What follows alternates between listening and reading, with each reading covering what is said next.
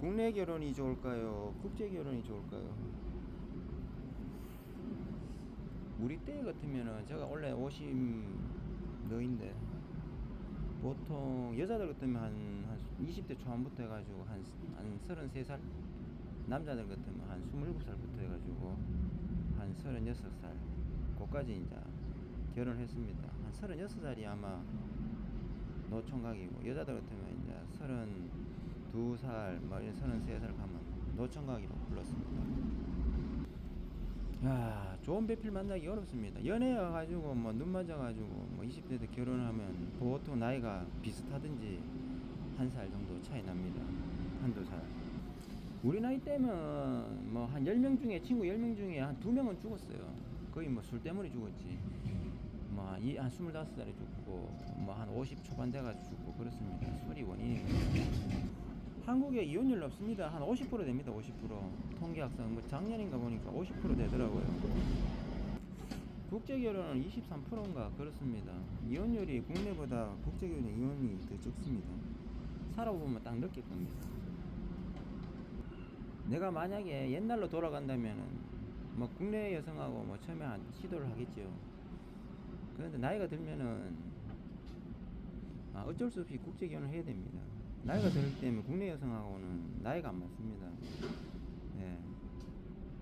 지금 같은 경우 만약에 내가 한 40이 넘는다 하면은 국제결혼 당연히 할 거고, 만약에 내가 30대부터 국제결혼에 뭐 시도를 한다 하면 지금 뭐 일본도 있고 뭐 선진국도 많이 있으니까 거기도 한번 도전해 볼만 합니다. 국내 여성은 많이 까다로워요. 진짜 까다롭다. 외국 남성하고 결혼한 한국 여성은 거의 한 70%는 이혼했더라고 보니까. 뭐 나이 차이도 있지만 국제 결혼에서 좋은 점이 두 나라를 자유롭게 왕래할 수 있다는 게 그게 좋습니다. 만약에 국내 여성을 했으면 한국에서만 뭐 왔다 갔다 해야 되는데, 근데 국제 결혼이니까 만약에 내가 일본에 가고 했다 하면 일본하고 왔다 갔다 그럴 수 있고 얼마나 좋습니까? 만약에 그 뭐 다른 나라도 마찬가지입니다. 국제 결혼도 일종의 도전입니다. 도전 정신이 없으면 뭐 결혼도 못 합니다. 망설이기만 하고 뭐 극하다가 몇 년 전에 죽은 친구가 생각나네요. 그 친구는 도전을 안 하더라고. 도전을 해야 됩니다. 국제 결혼을 하면 장점이 생활권, 경제권을 남자가 집니다. 근데 국내 결혼을 하게 되면은 아마 경제권을 여자들이 지고 있을 가능성이 아주 큽니다. 국내 여성하고 결혼생활 오래 해가지고 뭐 한 20년씩 일을 하잖아요. 15년씩 일을 하면은 많이 이혼하게 되잖아요. 경제적 타격이 굉장히 심합니다. 잘못하다는 뭐 빈털터리 될 가능성도 많아요. 위자료 줘야 되지, 뭐 재산 분할해야 되지. 국제 결혼은 그거보다는 훨씬 덜합니다. 국제 결혼에서 와이프가 젊다는 건 그것은 크나큰 장점입니다. 장점. 나이 차이가 나는 만큼 자기만 몸 관리 잘하면 됩니다. 그런데 국내 결혼에서 나이 차이가 적잖아요. 그래가지고 여자들이 먼저 죽는 경우가 좀 많아요. 우리 친구들 보면 어머니가 친구 어머니가 나이가 한 5살 더 적은데 먼저 암으로 죽더라고요. 75세 때가 죽더라고요. 아버지는 80세인데 그런 경우가 생깁니다. 그런데 뭐 국제 결혼에서는 대체로 남편들이 나이가 월등히 많잖아요. 그게 남자만 몸 관리 잘하면 됩니다. 그것만 해도 뭐 어딥니까? 덕 보는 거지. 돈 관리 같은 경우에도 뭐 저도 뭐 결혼생 해보니까 큰 돈 주면 안 돼요. 작은 돈을 여러 번 주는 게 더 고마움을 많이 느낍니다. 돈 관리 같은 거 이런 걸 확실하게 해야 됩니다. 국제보다 국내가 돈 씀씀이가 더 해퍼요. 돈 모으기 더 어렵습니다. 국제 결혼은 해보면은 생활비도 1년적으로 저 같은 경우는 한 1,000만 원 정도 더 적게 들더라고요. 훨씬 덕입니다. 비용 같은 경우에는 같이 운동도 할 수 있고 등산도 할 수 있고, 배우자가 건강하기 때문에 이런 게 가능합니다. 젊고 건강하기 때문에.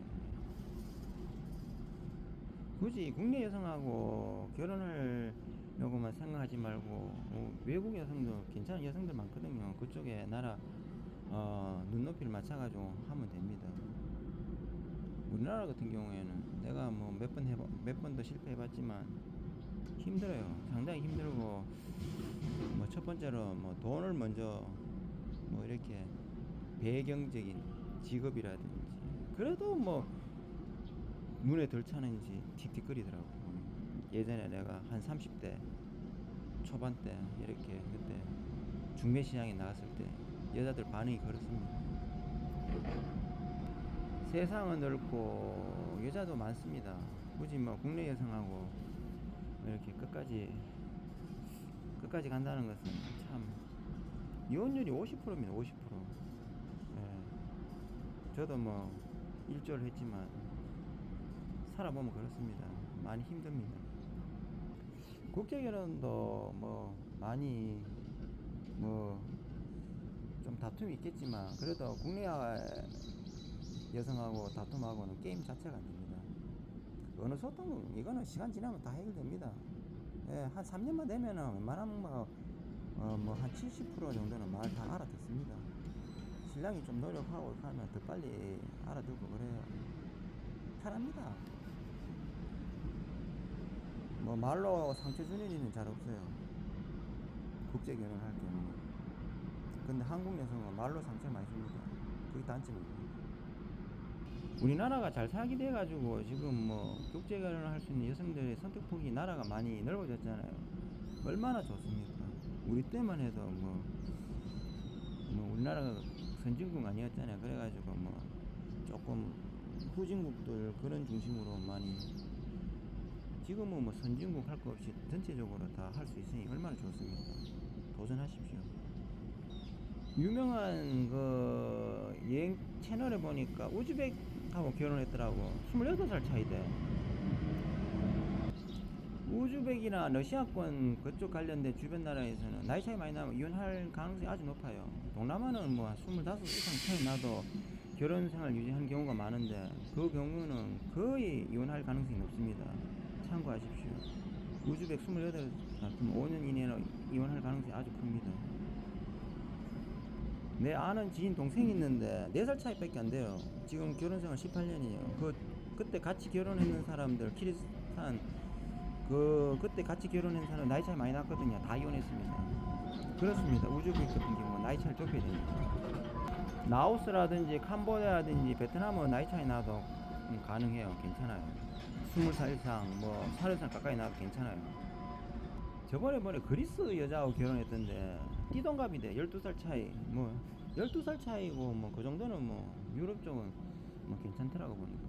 그 우즈벡이나 이런데 나이 한 20살 이상 막 25살 차이 나면 이혼할 가능성이 아주 높다 보면 됩니다. 거의 막 90% 이상이라 보시면 돼요.